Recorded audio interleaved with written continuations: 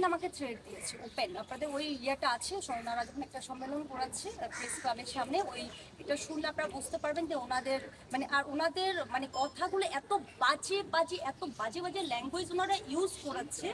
So আপনারা এগুলো শুনলে আপনারা বুঝতে পারবেন যে ওনারা আসলে কি মানে কি টাইপের কথাগুলো আসলে বলছে।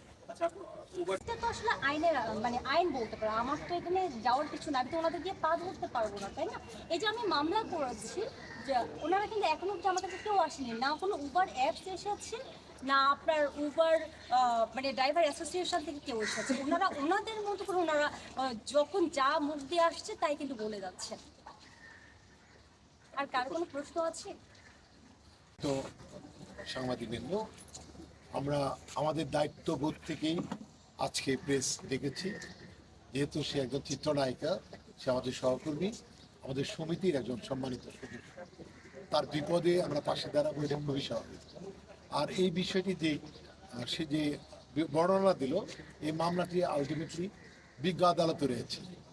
বিজ্ঞ আদালত সিদ্ধান্ত নেবেন যে তার কি শাস্তি হবে বা মুক্তি পেয়ে যাবে কিনা। তো ইতিমধ্যে বিচার চলাকালীন সময়ে সে নানান রকম প্রবলেম ফেস করছে বলে আমাদের জানিয়েছে, যে তাকে কিছু মোটরসাইকেল ব্লক করে, তার গাড়ি এসে ব্লক করে দিয়ে তাকে থ্রেট করে মামলা তুলে নেওয়ার জন্য, এবং মোটরসাইকেল নম্বর প্লেট নাই এরকম বলেছে। তো এই যে একটি একটি হুমকি বা একটা টেনশন, একটা ভয় নিয়ে তাকে পথ চলতে হয়, মূলত এখান থেকে সে রেহাই পাওয়ার জন্যই আপনাদের আশ্রয় নিয়েছে। এই জন্য যাতে আপনারা যেহেতু বিবেক, জাতির বিবেক আপনারা ছড়িয়ে দেন, যে যে দায়িত্বে আছে সেখান থেকে তাকে রেস্কিউ করুক, সহায়তা করুক। আর যারা ওভার চালাচ্ছে তারাও কিন্তু আমাদের দেশের মানুষ, তারা পাকিস্তান থেকে আসে না বা অন্য কোনো দেশ থেকে আসে, তবে তারাও যদি অনেক সহনশীল হয়, আমরা যদি সহনশীল হই, আমি মনে করি এটা একটা মীমাংসা করে নেওয়া যায়।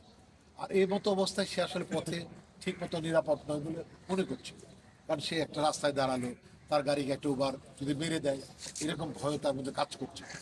তবে আমার মনে হয় বিজ্ঞ আদালতে দিয়ে মামলাটা চলেছে, সময় নিতে পারে। সময় নিয়ে যে বিচারটা হবে তার আগে যদি আমরা মীমাংসা করতে পারি, বা তারা যদি আমাদের কাছে আসে, উবার যারা চালাচ্ছে ওই কর্তৃপক্ষ আসে, তাহলে আমরা আলোচনা করে একটা মীমাংসা করে আদালতকে জানালে মামলাটা শেষ হয়ে যেতে পারে। এটা একটা বিশৃঙ্খলার মধ্যে রয়েছে বলে আমার মনে হয়। আমরা তো মানে যেহেতু আমি আগেই বলে গেলাম যে তারাও এদেশের মানুষ, তারা যদি তাদের ভুল স্বীকার করে আমাদের কাছে আসছে যে এইরকম আর করবে না, আমরাও যদি বলি বা আমাদের কোনো ত্রুটি থাকলে আমরা করবো না, তাহলে সব কিছু ফুরিয়ে যায় বলে আমার মনে হয়। আর ফুরানোর বোধ ভালো, কার সাথে যুদ্ধ করবো নিজেদের মধ্যে, এটা কমে নেওয়াই ভালো যদি তারা ওই মানসিকতা নিয়ে আসে। আর যদি তারা থ্রেট করে তাহলে তো আমরা একটা পক্ষ হয়ে যায়, আর পক্ষ হলে শিল্পী পক্ষ আমরা নিব, খুবই স্বাভাবিক। তার লিগাল সাপোর্টগুলো আমরা করতেই থাকি প্রতিনিয়ত। যে ঝামেলাটা হয়েছে সেগুলো তারা আমাদের সাথে বসতে পারে, শিল্পী সমিতির সাথে বসতে পারে, বা তার লয়ার আছে তার সাথে বসতে পারে, বসে ফুরিয়ে আনতে পারে। আমরা তাকে রিকোয়েস্ট করে যাও, আমার হয়ে গেছে, ভুলে যাও, বাদ দিয়ে দাও, ভাই বোনের মতো চলো না।